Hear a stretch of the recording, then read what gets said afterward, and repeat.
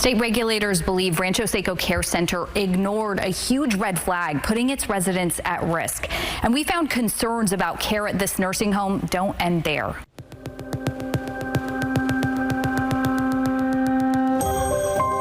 It's a bitter pill to swallow.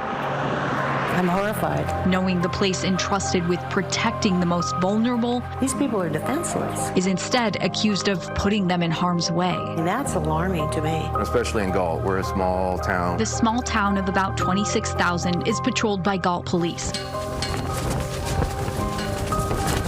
This is Lieutenant Brian Azevedo. Thankfully, we don't have a lot of incidents like this. When something pops up like this, it is alarming, and we put all our resources to it. On January 24th, all those resources went to Rancho Seco Care Center. He says the nursing home reported allegations an employee sexually assaulted a resident he was supposed to be caring for. Police began with interviews, trying to talk to everyone living there. You're dealing with people that range in age from, 50, 60, up to in their 80s or 90s. So you're dealing with different physical impairments, different cognitive impairments. Meanwhile, the suspect was a certified nursing assistant, then 23-year-old Justin Atkinson. He admitted to it. He did, yeah. Reports show he admitted to crimes involving not one elderly man, but 6. And in court, Atkinson pleaded no contest to 7 felonies, including sexual battery of a disabled person. He's now serving 9 years in prison. But Atkinson is not the only one facing consequences. Not only should the perpetrator be held accountable, but the people that hired him. Carol Herman is the founder and president of the Foundation Aiding the Elderly. They knew that that person should not have been in that facility, and they allowed it. She's right. Rancho Seco Care Center knew Atkinson had a criminal history of abuse and hired him anyway, according to the California Department of Public Health.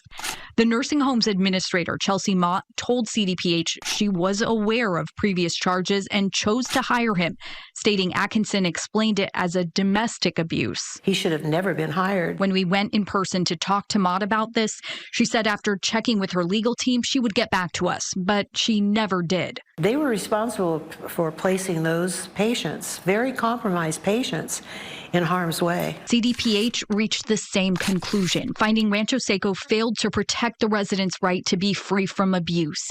And then it failed to thoroughly investigate after residents reported abuse.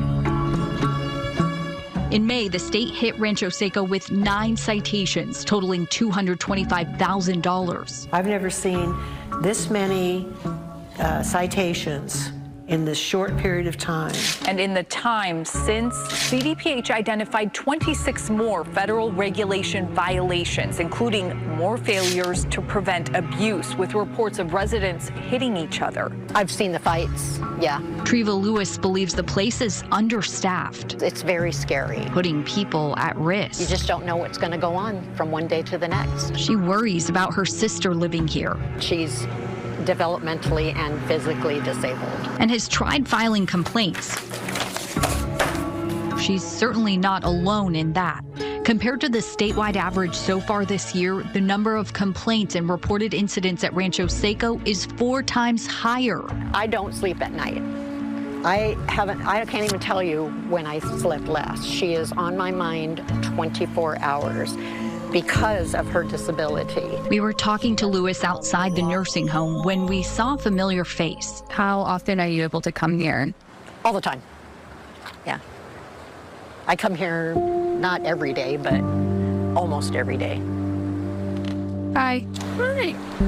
We're just coming to see what's going on. They were asking me questions. Yeah, we're just talking to her about her experience. Okay, I don't want to be on camera.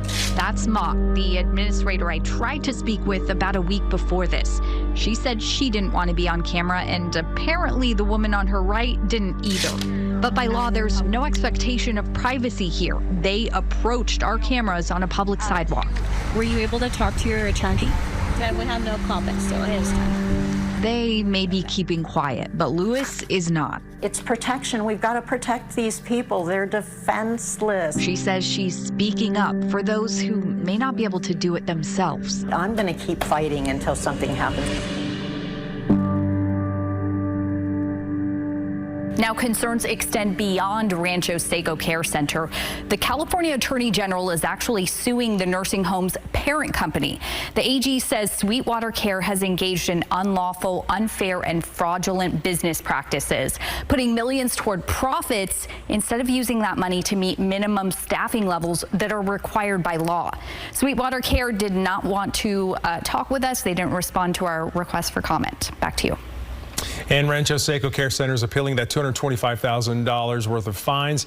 In court, the nursing home says that CDPH abused its discretion and exceeded its authority by issuing 9 citations for one alleged violation.